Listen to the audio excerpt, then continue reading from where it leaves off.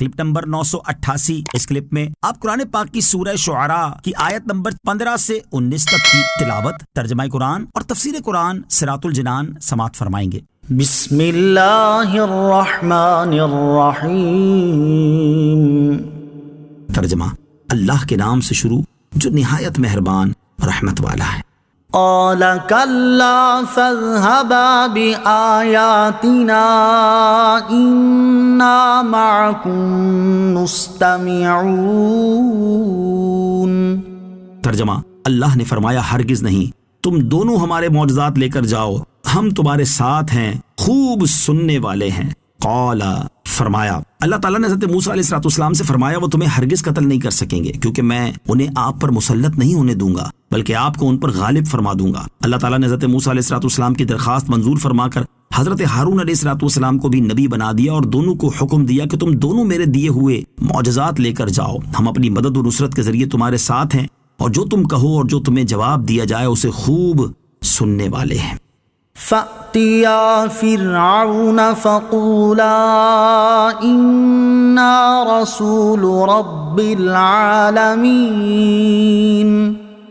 أَنْ أَرْسِلْ مَعَنَا بَنِي إِسْرَائِيلَ۔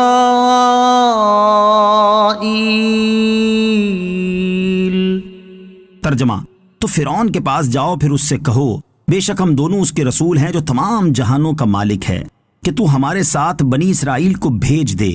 ان ارسل معنا، کہ تو ہمارے ساتھ بھیج دے۔ فرعون نے 400 برس تک بنی اسرائیل کو غلام بنائے رکھا تھا، اور اس وقت بنی اسرائیل کی تعداد 6,30,000 تھی۔ اللہ تعالیٰ کا یہ حکم پا کر حضرت موسیٰ علیہ السلام مصر کی طرف روانہ ہوئے۔ آپ علیہ السلام پشمینہ کا جبہ پہنے ہوئے تھے، دستے مبارک میں عصا تھا، اور عصا کے سرے میں زنبیل لٹکی ہوئی تھی جس میں سفر کا توشہ تھا۔ اس شان سے آپ علیہ السلام مصر میں پہنچ کر اپنے مکان میں داخل ہوئے۔ حضرت ہارون علیہ السلام وہیں تھے۔ آپ نے انہیں خبر دی کہ اللہ تعالیٰ نے مجھے رسول بنا کر فرعون کی طرف بھیجا ہے، اور آپ کو بھی رسول بنایا ہے کہ فرعون کو خدا کی طرف دعوت دو۔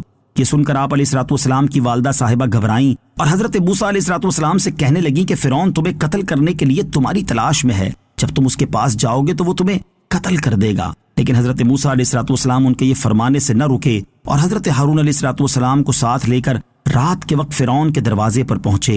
دروازہ کھٹکھٹایا تو پوچھا گیا کہ آپ کون ہیں؟ حضرت موسیٰ علیہ السلام نے فرمایا میں سب جہانوں کے رب کا رسول موسیٰ علیہ السلام ہوں۔ فرعون کو خبر دی گئی اور صبح کے وقت آپ علیہ السلام بلائے گئے۔ آپ علیہ السلام نے اس کے پاس پہنچ کر اللہ تعالیٰ کی رسالت ادا کی، اور فرعون کے پاس جو حکم پہنچانے پر آپ علیہ السلام مامور کیے گئے تھے وہ پہنچایا۔ فرعون نے آپ علیہ السلام کو پہچان لیا، کیونکہ آپ علیہ السلام اسی کے گھر میں پلے بڑھے تھے۔